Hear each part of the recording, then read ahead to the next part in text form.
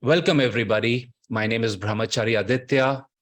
And like you've gathered, perhaps, even if you've joined just now, I and a few friends, we took a pilgrimage.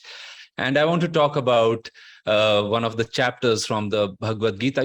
One of the amazing things about truth, there are two amazing things, many, but let's talk of two. Swamiji said, truth is ever new. He would give the story of two men who started discussing one scripture. And one of them was very proud of his interpretations. The other was the wiser one. And the person who was proud, he said, I'm going to defeat you. So he gathered a crowd and he said, I would like to give some interpretations of this verse. And he gave 25. And that's quite a bit, and most people were looking and they said, my goodness, again and again and again, such different interpretations, layer upon layer. And then he thought, this is enough. So he said, now I hand it over to you. And this person started. And Swamiji said he gave 85 interpretations. And then he said, I think this is enough. And of course, it was shown, that when we take something which was spoken even thousands of years ago, Swami says there are many layers to it. It is applicable on many, many levels in our lives. And that is a good thing. Like we did this pilgrimage, we had somebody who was just searching with her sister, Babaji's cave pilgrimage on Google. And we were doing this for the first time. So it's not like we are some established group from Pune leading such pilgrimages and we have a track record online. And somehow our little ad, which had only one vacancy in the last few days, showed up because somebody had a passing away of a relative. They were not able to come in the last 5-6 days.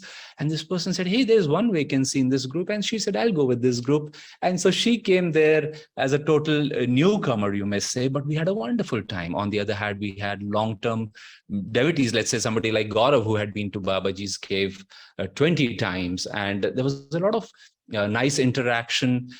And the pilgrimage, or the search, you may say, some questions we carry, the intention we brought was answered for each person on their own level. That is, you may say, one aspect of it. The second is, like I said, Swami would remind us, truth never goes out of.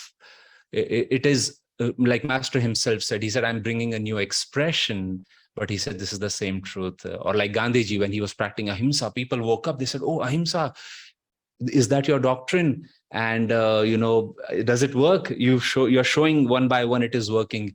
He said it is as old as the hills, actually even older than that.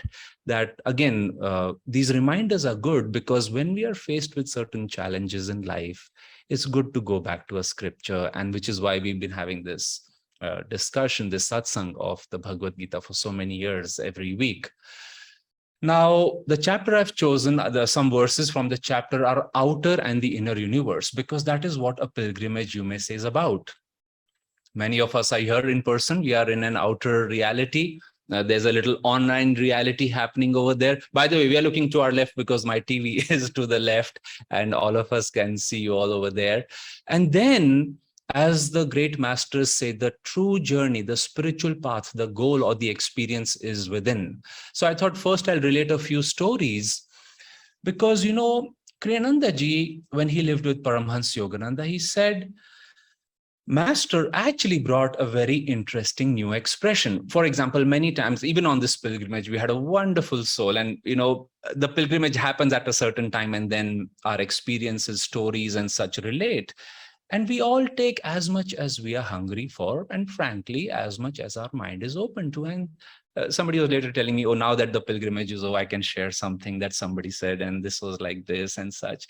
And it was a limiting factor about outward personalities. And I said, yeah, those things, they never leave you, even on a pilgrimage. I won't go in detail, but they just are. It's like Swami used to say, your mind is infected with the delusion it is trying to overcome. So it actually calls for compassion and prayers rather than any judgmental attitude. Whereas the person who may be going through something like this, they say, oh, perfectly. Oh, yeah, this is just fine. This is what my mind tells me. And it's good. But the good thing is we all took some steps forward. Now, what is this journey that we did? I want to tell a few stories and then we'll go to the verses. Like I said, And Swamiji was reminding us, this is what I wanted to share in the previous conversation. Master in these times said that, Swami said he believed Master was Adi Shankaracharya. And Master said the teachings of Adi Shankaracharya were slightly lopsided, that they were slightly, you may say, off the tip, because he emphasized too much that this world is a dream. Now, this world is a dream. That's a very core teaching of any true saint. It was of Adi Shankaracharya. But why was it lopsided? Well, in these times, Master said, you can find the way out of the dream, but to keep repeating that outward realities simply have no substance does not solve the problem that you and I are stuck in the outward reality. And how are we going to get out of it? Swami's way of saying it was, well, if you're dreaming, I think we all dream. And he said, if you hit your head on a dream wall, it hurts in the dream head. And the point is that we find ourselves with egos and personalities, and there is a magnetism, certainly, to these things in the physical world. There are different layers of magnetism. So anyway, some good magnetic stories that came from our pilgrimage was, here we were on this mountain, far from everyone and anyone, just our little group and maybe a few other fellow pilgrims in ones and twos. There were no major groups with us. And on this mountaintop, just as we're about to enter Babaji's cave, one stranger, fellow pilgrim, looks at Daisy and he says, ma'am, I think I've seen you somewhere. And she said, okay. And they start conversing. He said, do you do healing videos? And she said, yes. And he said, I've seen your healing video. I stay in Rudrapur. And he said, I've seen your healing video and it has helped me very much. And let's take a selfie and so on. Now, he was heading down. We were heading up. There was one very beautiful soul in our group who had primarily, in her own words, come to be with her family member. And she said, I'm so attached that I could not separate myself and I just wanted to be around. I think we all have acted that way many times. You just always are holding on, to a stuffed toy or I don't know, something, a family member, a spouse, something, you're holding on to it. And when I remember once I suggested to a couple in Ananda that we should go to Ananda village, I said, Swami wanted us to go and it'll be wonderful to do that. And they said, yes, but it's very expensive for both of us to go. We are a couple. I said, oh, yes, that's true. I said, I understand. I said, why don't one of you come with me? I said, let's go one by one. And they were like, and this is where monks can be maybe totally impractical. And they're like, well, if going together was impossible, going one by one is even more impossible. I said, why is that now? Now what's the problem? The problem is we never travel alone. We always travel together. And it's very sweet. But I was saying, come on, you have to overcome some of these things. You're not going to die together. People promise we'll live together, we'll die together. Master said it doesn't work that way. Actually, ultimately, when you both die, he said, the moon looks at your skulls in the sand and laughs. He said, that's what happens. He says, where are those promises that you will live together, die together? Now, thank God the yogis show us some of these things and actually work on us. I've been a firm believer, I'm sure it's been your experience too. Yogananda ji said, from your and my point of view, we think the guru has a very easy task. He's or she's one with God. They just talk to God. It's like a signature they do, and somehow things work out for them. But Master called it a titanic transformation. Another time he called it a Herculean task that the teacher undertakes. Once a soul says, I want help, I want to be taken to God. And Master said it's not easy because willingness, openness is a good starting point. And like Master said, okay, now we can start doing some actual work. And why is that? Because they don't turn or twist our free will. They have to work through that. And frankly, unless we are very conscious, we may not be opening the window for them to come, like Master once said, and this person had to leave the monastery while Master was in the same building. And Swami was the communicator between this monk and Master. And this monk fell in a doubt, and Swami went to Master. Master called for this monk. They had a conversation, and he was okay. Well, a few months later, again, he was in doubt. And Swami went back to Master. He said, "Sir, he's again confused. Will you please again help him, talk to him?" And he said, "Master just looked outside the window. I had a distant look, and very compassionately, he says, this time it has gone too far. I cannot help him because he has stopped asking for help inwardly." Think about it. You are in the same building, Mount Washington. Master is staying there. He has initiated you. You are a monk with him. You're getting perhaps daily satsangs with him. But you stop asking, and he cannot help you. He didn't say, "I will not help him." He said, "I cannot help him this time. It has gone too far." Because it would be, he could now shake him and do things. Again, from our point of view, we can find many human ways in which to correct somebody. But the masters have, Master said, you can make somebody reach a certain point. It's like you can make them good or something, sattvic.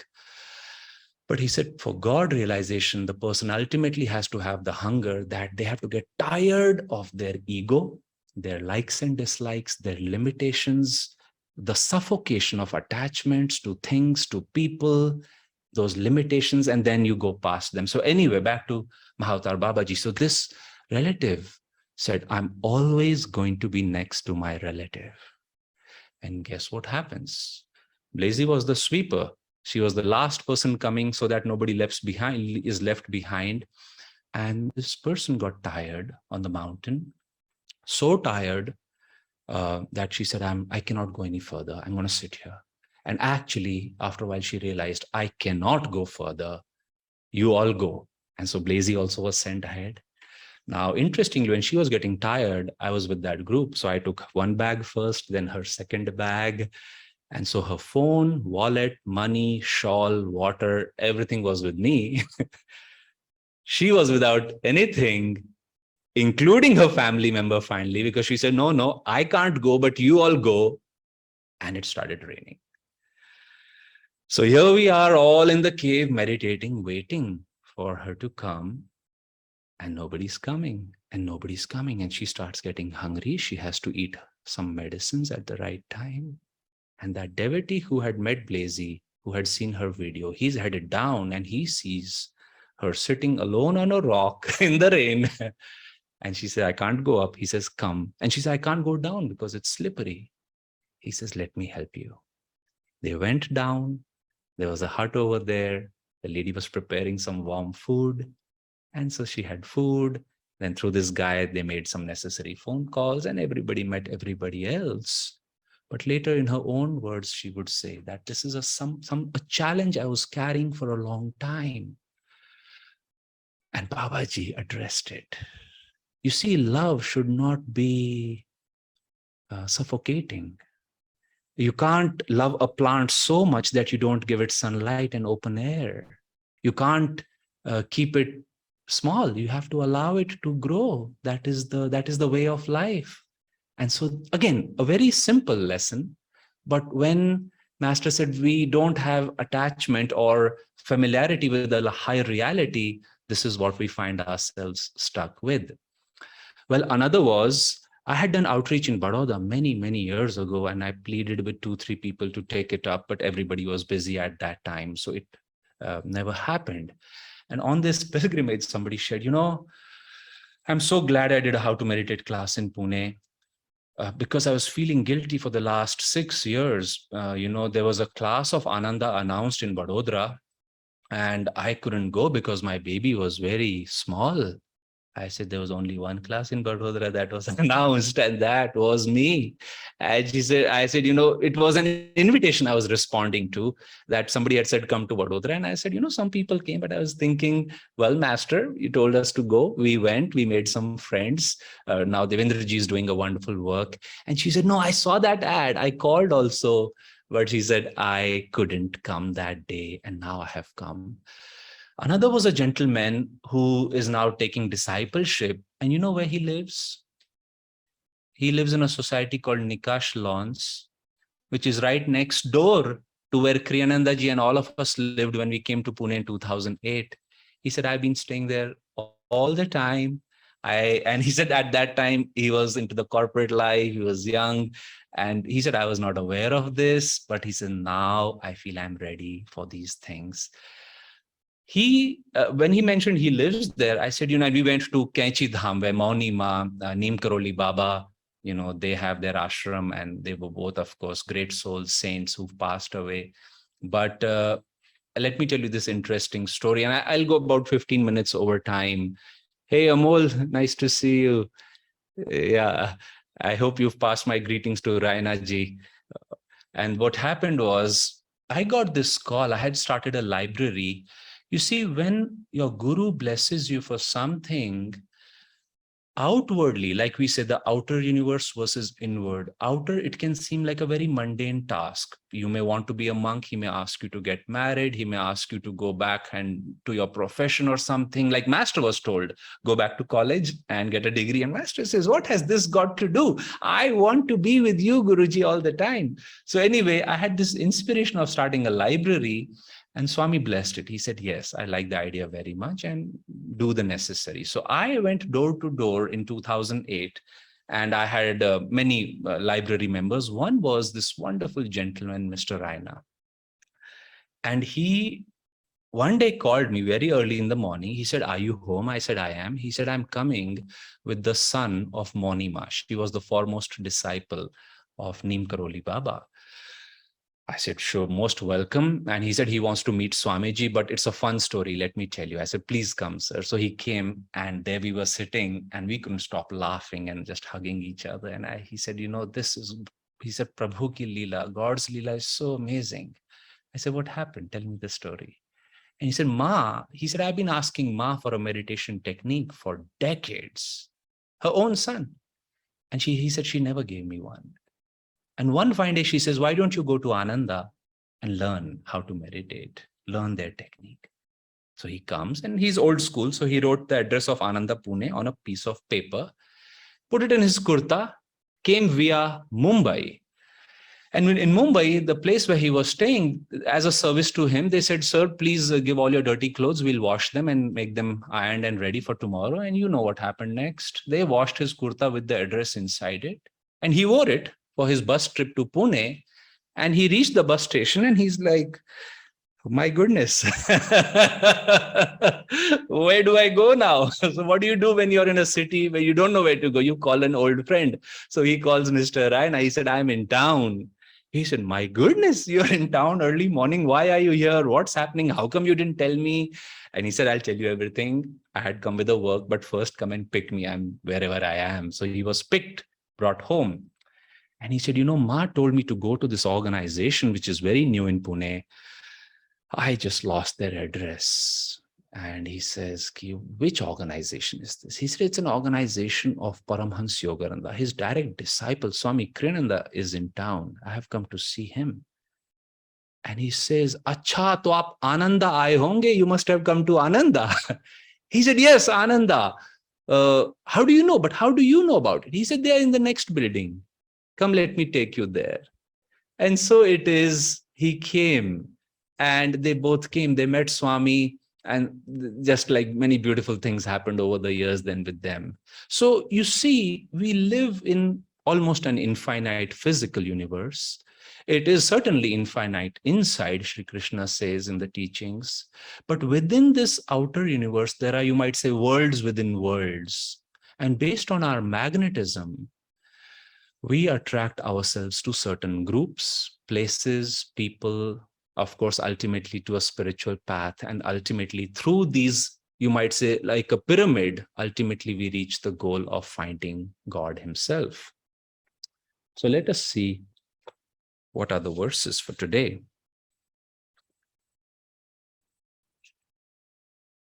O son of Kunti Arjuna, the uppermost thought in a person's mind as he dies determines his next state of existence. And there are two more I'll read.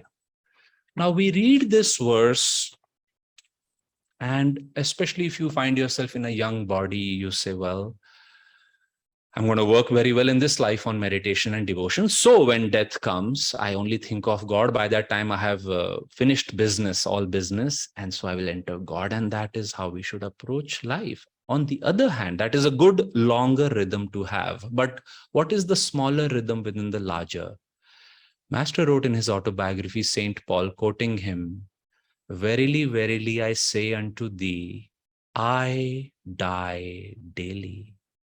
And Master said by stopping his heart, his breath, he was able to go into ecstasy. He was able to go beyond body consciousness. He was in God. So you might say he was taking birth and dying every day. As he would say, I am doing that. Lahari Mahashaya said something which had not come to my attention till I read the Gita in the Gita a few months ago. Swami said, Lahari Mahashaya said, not just, of course, one lifetime, but he said every day is a new incarnation. Every breath is a new incarnation. And here's the more challenging one. He said, every heartbeat is a new birth and a death. Now, the question is, Kriyanandaji said, how many people are aware of that? Because awareness precedes control. So we do have the opportunity to be born anew in every moment.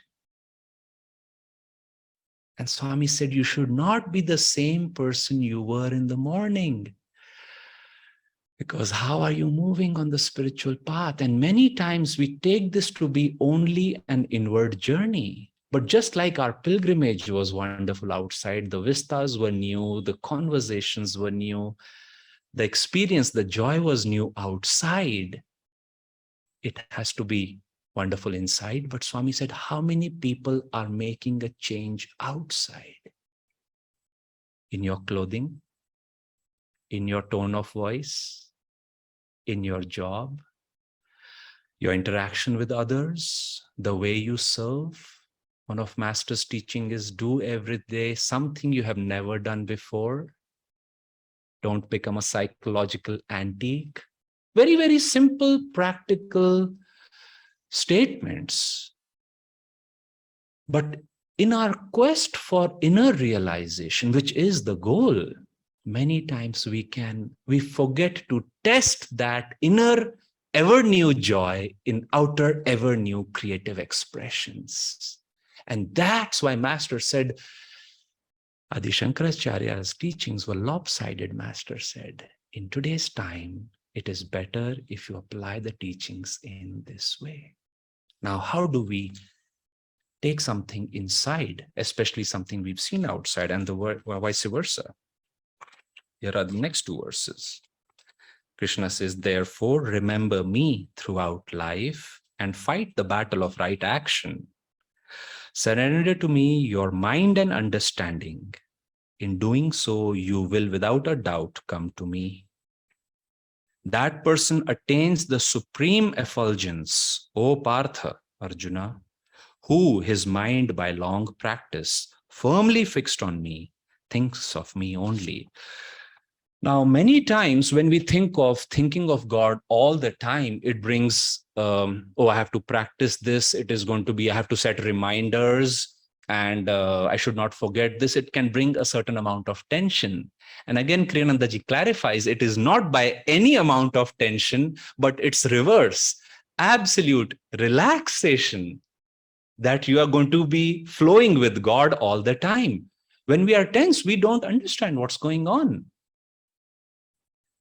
Swamiji once defined meditation itself this way. He says, meditation is ever deeper relaxation in God. Now, when we are meditating, let's say we experience inner joy, peace, calmness, we have a vision, or we feel God's presence as divine love. Kriyanandaji said, hold on to that. Relax in that.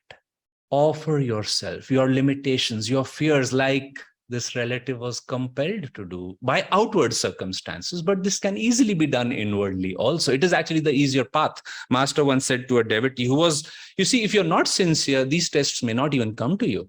But when you're sincere, so our devotee was sincere, Master said, would you rather give the piece of bread which is in your mouth or have it snatched? Very sweetly. Now, he was not that master was going to do it, but he said, Divine Mother will do it. He said, because on one level, you want her.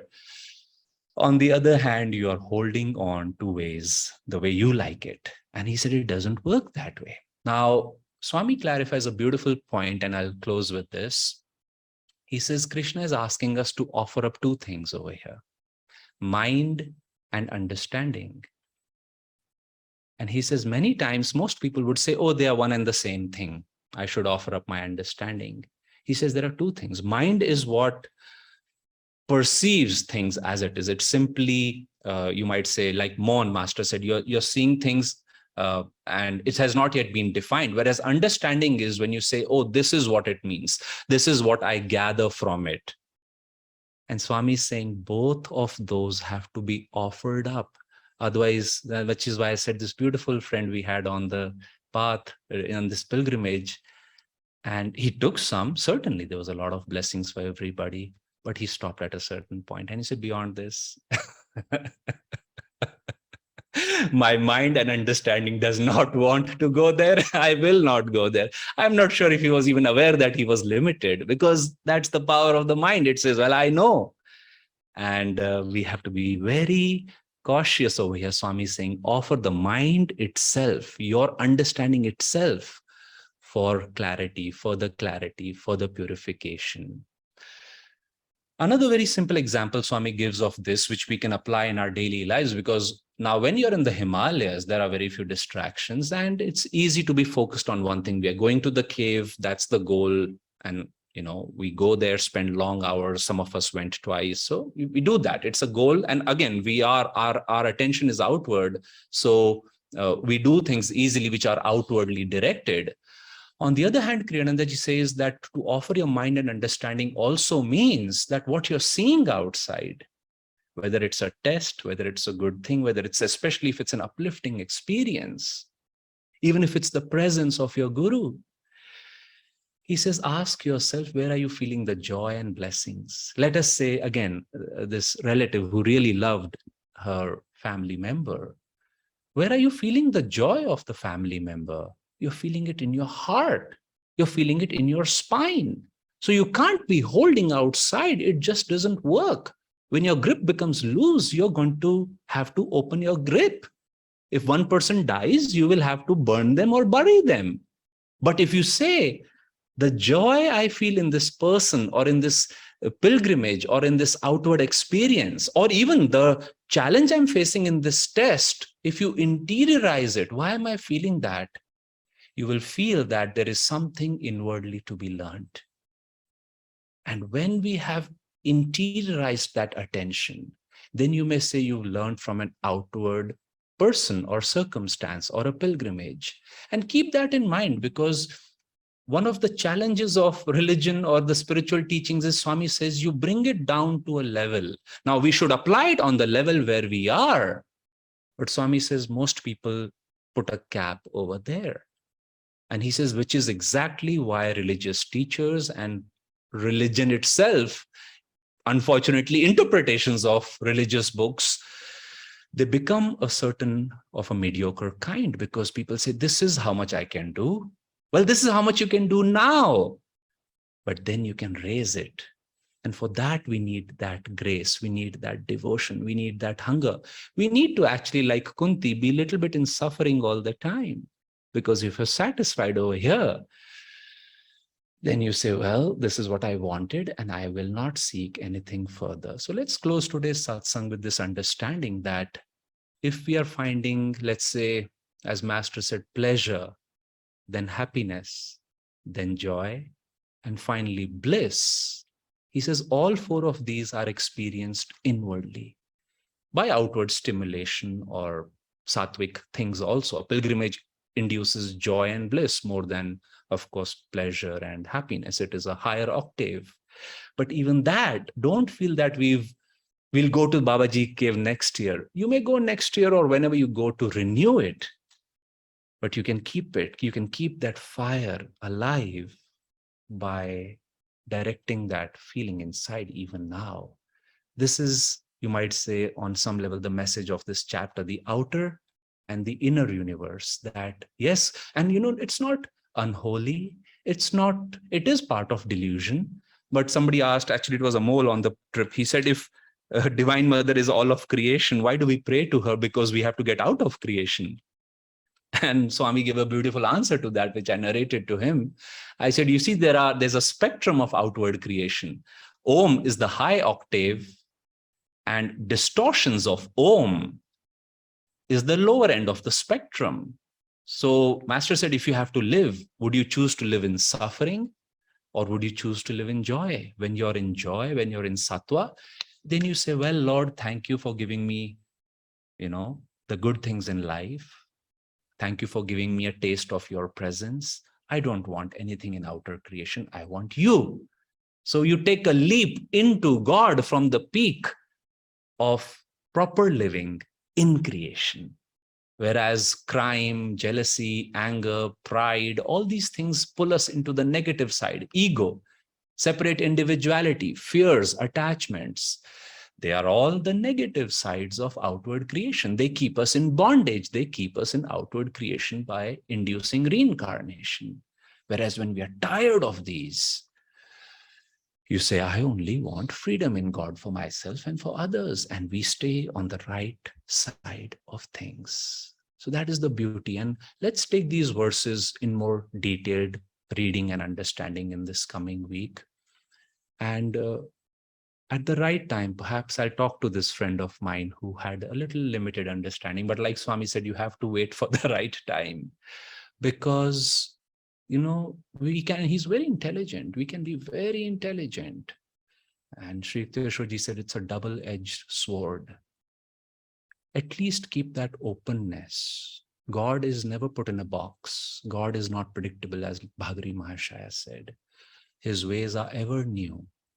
Feel it in the heart. That is where the certainty will come. God bless you.